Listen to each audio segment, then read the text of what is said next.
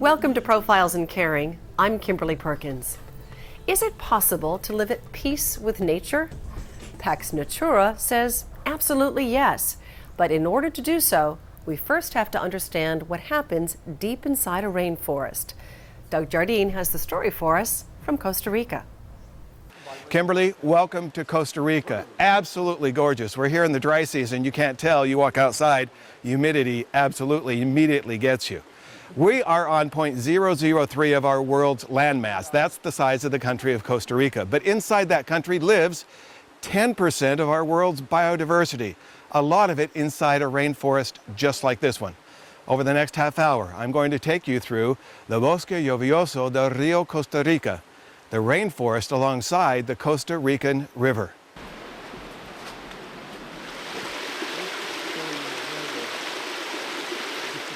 A partner and myself were in the home building business, and we started to consider that some of the things we were doing were not sustainable, and there were a lot of issues that began to surface in the 80s and 90s with regard to home construction that clearly presented challenges to not only us, but we think the industry as a whole. We were then invited by the International Ecotourism to participate in a conference in Costa Rica on coming up with guidelines for what constitutes an eco-lodge. We ended up stumbling across a forest, a magnificent rainforest that was about to be cut, and stepping into the rainforest for the first time was this magical moment for me. We ended up buying the property on a whim. But managing it from afar, protecting it from afar was not an easy thing to do.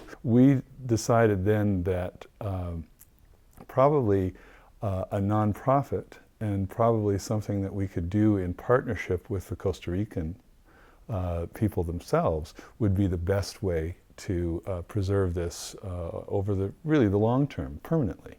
They had been so impressed with our particular piece of forest, which was called the Bosque Lluvioso del Rio Costa Rica, that they wanted to do training for their scientists there. It was very accessible, it was easy to get to, not that far from the capital city where most people live, and yet was truly pristine rainforest. Then we started to look into the issues of rainforest, the plight of the rainforest. And that's when things got really, really depressing. We went back down to Costa Rica, looked for a partner, found somebody, and then gave them the forest. We just donated it back to them for 1,000 colones, or about $3 at the time. They drop their roots all the way down to the forest floor to suck up the nutrients from way up in the upper canopy and pull it all the way out of the top. But this is 80% of the life forms of a tropical rainforest is in the upper canopy. Sloths, snakes, insects, birds. Easy to follow so far. Two men, extremely successful in architecture and construction, put those careers aside after visiting Costa Rica and understanding what deforestation was doing to destroy not only the ecosystem here, but indeed what deforestation was doing on a worldwide scale. Their goal, mighty as it may seem and starting with only 2 people, was to change all of that. They formed a nonprofit group, Pax Natura, Peace with Nature, and began to work closer than ever before with government officials and groups in Costa Rica to help save the once mighty rainforests. So we found the National Biodiversity Institute, Instituto Nacional de Biodiversidad, and we approached them. We said, look, we love your mission. It was initially set up by the Costa Rican government to provide a national biodiversity inventory for the entire country, to record the entire gene pool of the country. First nation on earth to do that in the world.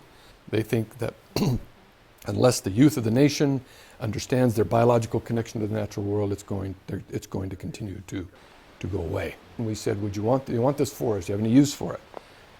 As long as we can put a conservation easement on the property and ensure its preservation over time, we'll just give it to you. They said, sure, we'll take it. And so we then teamed up with them, and we said, we'll give you this property and we'll enter into a partnership where we'll go out and look for capital and ways in which we can set up some sort of a sustainable, maybe tourism operation or whatever, to make sure the property is maintained in perpetuity. and I mean financially maintained in perpetuity. It was received extraordinarily well by the Costa Rican people. They got a lot of publicity that we were giving this forest back to Inbio on behalf of the Costa Rican people. And we got a lot of attention for that, and it really opened a tremendous number of doors for us in Pax Natura. And a lot of the Costa Ricans began to suggest that what we were trying to do, what was really motivating our desire to save the forest, was something they found very appealing. And that was specifically the time that the phrase peace with nature came up in discussions. And the name of the foundation, Pax Natura, is a sort of Latinized version of that.